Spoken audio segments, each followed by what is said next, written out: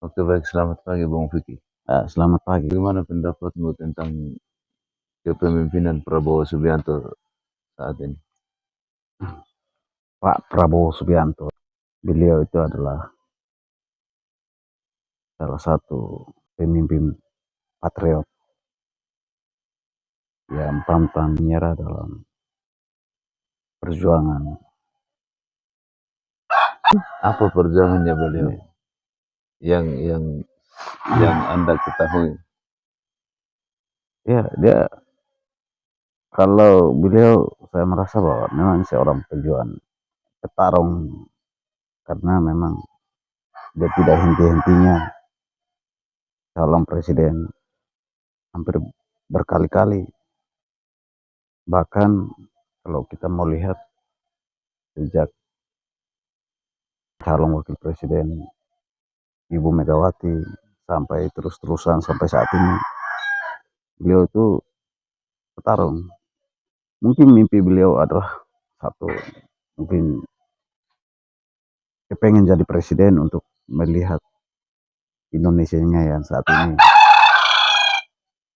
di tengah globalisasi negara-negara yang sekarang sangat maju. Indonesia yang cukup diagung-agungkan bangsa tapi mengalami banyak persoalan. Maka mimpi beliau adalah menjadi presiden Ya, untuk masa depan yang masa lebih depan baik. Indonesia yang lebih baik. Tapi ada satu hal nih, yang menarik nih. Saya boleh tahu Anda berasal dari mana? Dari mana asal usul Anda? Ya, ini saya dari Timur Timur dan sebagai anak dari Timur Timur, asalnya dari Timur Timur itu merasa bahwa memuji, bukan memuji, kita merasa bahwa Prabowo itu luar biasa. Walaupun sampai saat ini kita yang ekstrim tim itu sampai saat ini belum ada perhatian karena memang beliau sementara melihat bagaimana membenahi Indonesia itu, sehingga sampai saat ini juga program belum ada yang memihak kepada kita, artinya belum sampai sampai pada kita. Tetapi itulah, kita merasa cukup bersyukur juga Pak Prabowo sampai saat ini sudah jadi presiden. Ke depan mungkin mereka akan melihat keadaan kita itu, Pak Prabowo sendiri. Bagaimana ceritanya Anda berasal dari Timur Timur kemudian Anda bisa tinggal di Kupang? Awal mula ceritanya bagaimana? Boleh saya tahu? Awalnya karena memang di Timur Timur itu karena jajak pendapat 99, bagaimana rakyat Timur Timur memiliki ide mereka atau bergabung berintegrasi dengan negara lain termasuk mempertahankan provinsi ke-27. Maka ide-ide opsi itu yang membuat terjadi gejolak karena memang saat itu ada yang menganggap curang, ada juga yang menganggap bahwa banyak hal yang terjadi, makanya sehingga begitu kita bisa sampai di Kupang. Sehingga bertahan di Kupang, sudah tinggal di Kupang sudah berapa tahun, Bung? 27 tahun. Tapi ada satu hal yang menarik, kemudian eh, kita lihat dari sistem pemerintahan Prabowo Subianto pada pada periode saat ini, eh, beliau kan memimpin Partai Gerindra. Hmm. Kemudian eh, kita lihat dari sistem kepemerintahan beliau dari anggota-anggota dewan dengan eh, pemimpin bupati, begitupun gubernur, bahkan presiden sekalipun adalah eh, pengurus Partai Gerindra, dan hampir semua Partai Gerindra sudah mendominasi periode ini. Ya, menurut Anda, apakah Pak Prabowo mensejahterakan teman-teman para pengungsi Timur Timur dalam periode ini 5 tahun ke depan. Iya, Prabowo Subianto itu adalah bapak. Kita sudah menganggap bahwa adalah bapak negara yang sebenarnya kita harus hormati. Kalau Anda bertanya soal sejahterakah kita, karena kesejahteraan itu kalau kita merasa bahwa pilihan daripada presiden, artinya dalam satu periode ini kan masih 1 tahun ya, 1 tahun masa jabatannya, perlu pembenahan di dalam sistem. Dan kita ini kan satu warga negara yang sebenarnya satu dari warga negara Indonesia yang hampir berapa juta, ratusan jutaan. Sehingga kita juga mengertilah soal kesejahteraan itu titik beratnya ya, kita juga tidak bisa harus gantungkan ke Pak Prabowo. Ya, karena kalau kita gantungkan, artinya kita bisa berharap-harap lah ke Pak Prabowo, karena memang Kabupaten Kupang ini hampir 3 kali periode, tiga kali pertarungan itu Kabupaten Kupang ini memenangkan Pak Prabowo di NTT untuk khusus NTT. Jadi wajar kalau kita bicara soal, kawan bisa bertanya soal kesejahteraan, apakah dia bisa mensejahterakan. Sejahtera itu kalau kita sendiri juga tidak bisa bergerak dengan baik, kadang kita tidak bisa memanajemen waktu, lalu kita tidak bisa berbuat banyak hal yang kreatif, tentu saja kesejahteraan, walaupun Pak Prabowo bantu sekalipun. Makanya kalau Anda bicara kesejahteraan ya, saya merasa bahwa saya berpikir bahwa kesejahteraan itu ada pada setiap pribadi. Karena kita ini yang sekarang yang kendalanya itu adalah kesejahteraan soal masalah tanah, ya toh. Kita mau ingin pemerintah itu kasih kita lahan untuk kita bisa hidup, ya toh. Seperti warga negara Indonesia. Tapi bicara soal kesejahteraan itu, kalau kita sudah menjadi warga negara ketika pemerintah juga membantu kita memberikan lahan, garap, supaya kita juga sama dengan warga-warga yang ada di Kabupaten Kupang lainnya, warga Indonesia lainnya, memiliki sebidang tanah untuk kita bisa berjuang untuk memenuhi kebutuhan hidup. Saya rasa kita akan sejahtera, dan itu tergantung pada kita. Jadi untuk sementara ini saya merasa bahwa memang kita itu belum memiliki hak-hak yang sama seperti warga negara Indonesia. Makanya kalau Anda bertanya kapan pemerintah Pak Prabowo itu bisa bantu kita supaya kita ini memiliki lahan garap, kita menjadi warga negara Indonesia yang sah, yang sama dengan warga negara yang lain. Saya merasa itu yang kalau dipertanyakan ya, saya merasa bahwa itu penting kita bisa sampaikan ke kita bisa aspirasikan teman-teman yang banyak mahasiswa, banyak warga yang sudah sampaikan itu kepada Presiden. Jadi Presiden Prabowo sudah paham itu. Jadi kita soal kapan itu saya merasa bahwa belum tentu dekat, dalam waktu dekat ini, karena memang beliau banyak masalah di Nusantara ini yang ya perlu dibenahi sistemnya, dan orang-orang yang betul-betul loyal. Kan Indonesia ini kan tempatnya orang-orang yang senang dengan korupsi tuh. Ya. Gitu. Lubungnya korupsi itu kan begitu. Ini yang menjadi kendala sehingga beliau sementara lagi menata itu.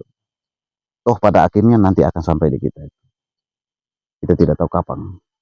Kemudian harapannya Anda mungkin sampai pada harapan saya kepada Pak Prabowo itu sebagai warga ekstrim tim, harapan saya kepada Pak Prabowo perangi korupsi. Kalau korupsi di Republik ini bisa berani diperangi, selesailah. Artinya kesejahteraan akan muncul. Walaupun kita sebagai warga kelas 2 ya, tapi kemungkinan besar kalau itu sudah tercapai, suatu saat kita akan merasa diri sebagai bagian dari warga negara Indonesia yang utuh, yang sama.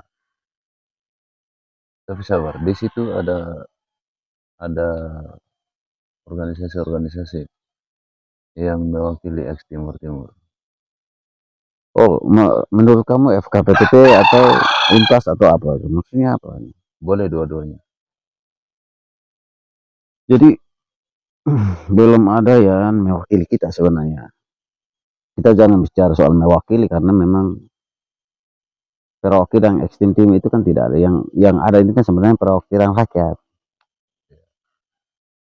Kalau perwakilan ekstrim tim itu ketika negara mengutus, ayo yang wakil kami ini kan begitu. Itu jelas kan begitu.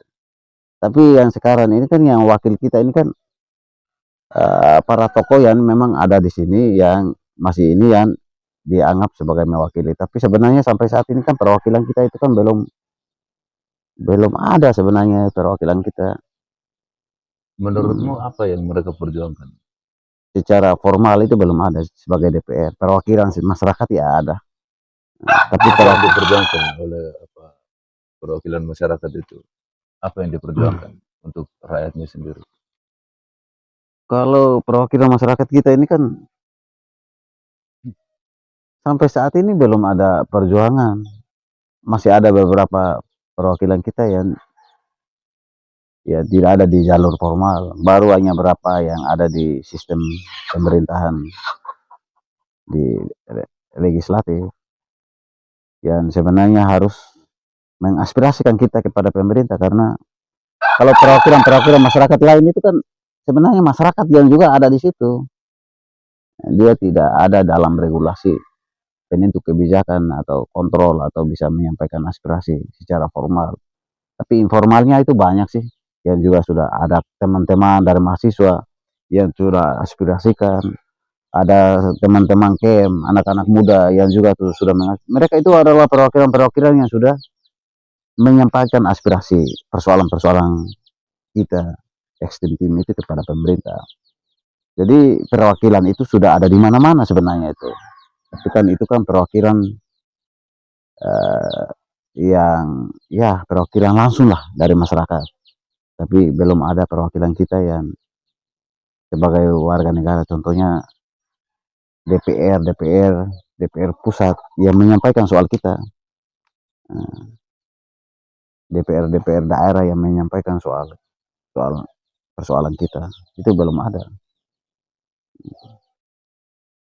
Kemudian apa pekerjaan Anda selama ini? Anda kan berasal dari Timur Timur, kemudian tinggal di Kupang, mengungsi sejak dapat apa Saya pekerjaan Anda? saya ini sebagai seorang petani itu. Nah, bukan petani juga. Petani itu kan orang yang punya tanah, lalu dia bertani di dalam tanahnya itu baru disebut. Saya ini disebut penggarap lah, garap lahan orang Pak. Dan ini apa ya? Buruh tani. Ya, iya dianggap sebagai buruh tani. Buruh tani yang memang selama ini ya untuk memenuhi hidup kita hasilnya kadang kita bagi dua, bagi tiga ke tuan tanah. Itulah keadaan warga ekstrim tim saat ini. Kebanyakan dari kami dari seorang warga ekstrim tim itu kebanyakannya adalah kerja lahan orang untuk memenuhi kebutuhan hidup. Harapan Anda sampai kapan akan seperti ini terus? harapan harapan itu bukan harapan Pak, itu bukan harapan. Harapan saya ini kan sebenarnya kalau kita punya sebagai warga negara Indonesia sudah diakui punya kartu keluarga KTP, seharusnya kita ini kan sudah punya bagian, sudah memiliki lahan untuk kita garap. Kita hanya mau kepengen punya sebidang tanah yang setidaknya kita bisa garap untuk hidup, untuk bisa memenuhi hidup. Kalau Itu boleh harapan tahu, kita. sudah berapa kali Anda bersama teman-teman meminta hak kepada pemerintah? Kalau berapa kali ya sudah cukup lah kita teman-teman dari mahasiswa, dari pemuda-pemuda KMI kan sudah melakukan beberapa aksi kepada pemerintah. Hanya saja kan dia dia kadang tidak terekspos sampai di Jakarta. Jakartanya jauh, Pak. Pusat itu terlalu jauh dengan daerah, sehingga kita tahu memang ada sosial media mungkin terdengar, tapi secara warga pemuda-pemuda sini bisa langsung ke istana kan tidak ada, ya toh. Kita ini kan hanya demo-demo di daerah, aksi untuk menyampaikan aspirasi. Tapi yang ke Jakarta itu kan perwakilan-perwakilan kita yang punya uang. Anak-anak muda kan tidak punya uang untuk bisa sampaikan dia punya persoalan ke Jakarta, apalagi duduk dengan Pak Presiden, bisa bicara bicara, dan mereka kasih kita waktu sedikit untuk kita bisa bicara. Tapi itulah namanya kita pun ketokohan di sini ini kan sudah mungkin sudah ketemu dengan Pak Presiden mungkin satu meja. Tapi kan kita ini kan selama ini kan hanya teriak-teriak di kita punya keadaan di kita punya tempat saja. Dan itu pun tidak sampai juga, kadang juga banyak media juga yang malas juga ya, untuk liput kita karena bukan malas ya, minta maaf ya. Nanti bilang begitu nanti kita salahkan media. Tapi kan media-media ini yang sebenarnya bisa kita punya harapan untuk sampaikan. Saya dapat lihat ini ada Metro TV, ada beberapa media yang sempat sampaikan, tapi beritanya kan hanya satu hari saja dia viral, artinya bisa sampai. Tapi kan tidak bisa ditanggapi oleh pusat karena memang apa ya, tidak bisa backup itu sampai di sana, sehingga warga KM-KM di sini ada teman-teman dari KM pemuda yang bisa ketemu presiden, bisa omong, kan tidak ada. Jadi Anda bertani sebagai apa ini? Petani apa nih? Petani jagung atau petani apa nih? Saya ini petani kadang petani profesinya, kadang kalau musim hujan ya kita tanam padi kan, Sawah ya? ya kerja sawah. Jadi kadang soal kaitan dengan bertani sesuai dengan keadaan lah. Ya modal juga tidak ada, Pak. Kita ini keadaannya susah sekali, apa adanya. Jadi mau bilang bagaimana? Kita mau hutan di bank juga ini. Ini orang apa yang mau digadaikan, kita kan ya, kasihan sekali. Ya toh, jaminannya juga tidak ada, ini orang ekstrim tim ini kan ada yang bisa ya serba kekurangan, apalagi kita anak-anak muda ini.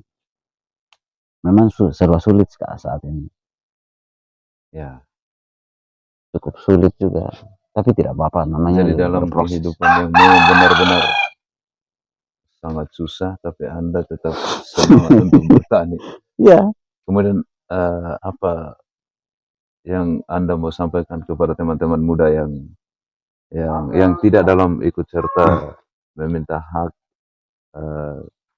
tidak dalam ikut serta bertani dan lain sebagainya, apa yang Anda mau sampaikan? Silakan.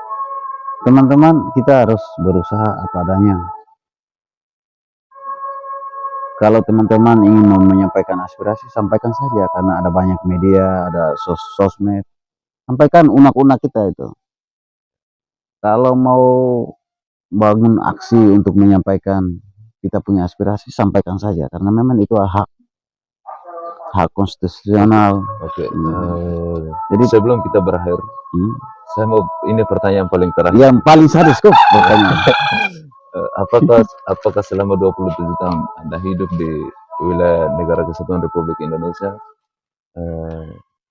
Anda masih punya keluarga di Timur Timur? Iya. Masih punya keluarga di Timur. Sampaikan pesan dan kesan untuk keluarga di Timur Timur. Siapa tahu ada yang nonton. Ya, untuk keluarga di Timur Timur, bahwa kita ini, walaupun kita ini sudah berpisah, tapi kita ini tetap berada di dunia ini yang sama, hanya negara yang berbeda, punya injak di tanah yang sama, tanah daratan Pulau Timur ini. Kita masih ada di Timur Timur, kita ada di Timur Barat, kita masih berada di Timur. Jadi kita tidak berpisah lautan, tetap kita masih sama-sama di satu pulau ini. Hanya saja karena sudah jadi negara, maka kita itu merasa bahwa kita itu jauh sekali karena dibatasi oleh eh, perbatasan. Tapi kan itulah. Tapi rasa rindu, rasa kangen, rasa ingin bertemu itu selalu ada. Di sana juga ayo berusaha, di sini juga kita berusaha. Maunya itu adalah sebagai generasi penerus, kita yang sebagai generasi penerus khusus yang di Timur Timur, kita lupakan apa yang bicara soal sejarah pahit kelam yang membuat kita itu marahan, akan dibawa ke ruang perbedaan yang panjang. Toh pada akhirnya kan negara saat ini kan orang lagi berusaha untuk mau maju ya, bicara bagaimana olah sumber daya alam, bagaimana kita supaya kita itu bisa cerdas, kita bisa punya ekonomi yang bisa berkembang. Boleh juga nih sampaikan pada para pemimpin, sampai kapan harapan Anda akan terpenuhi? Boleh juga sampaikan. Para pemimpin baik di Timur Timur maupun ada di masyarakat tokoh yang ada di Timur Barat maupun pada pemerintah Indonesia, Timor Leste dengan Indonesia, kita seharusnya itu kan sebenarnya kita pulihkan. Iya. Cukup sudah kita bicara soal kaitan dengan perang dan lain-lain. Toh pada akhirnya itu tidak menguntungkan. Benar-benar. Di Timur Timur juga kadang pengaruh global juga besar. Di Indonesia juga pengaruh global juga besar. Kadang negara-negara lain itu lebih maju dibandingkan Timur Timur dengan Indonesia. Jadi kita jadi apa ya, kalau kita mau bilang itu kita jadi orang-orang negara-negara yang di bawah, punya penduduknya garis kemiskinan itu masih di bawah rata-rata semua. Jadi kami mau Pak Ramos Horta, sebagai Pak Presiden Timor Leste, juga Pak Prabowo sebagai Presiden Republik Indonesia, para pejuang-pejuang di Timur Timur maupun para pejuang-pejuang di Indonesia, putihkan ini semua. Tidak untung kita lama-lama di ruang ini. Anak akan membuat itu menjadi masalah nanti. Masalah bagi generasi penerus kalau ini dipertahankan. Di sini juga berproduksi manusia di Timur Timur itu bisa berketurunan di sana berketurunan terus. Ke depan ini kalau hanya persoalan-persoalan itu terus-terus untuk diungkit atau terus-terus untuk kita saling dendam, pada akhirnya nanti ini akan jadi beban bagi dua negara. Oke, baik. Terima kasih, Bung.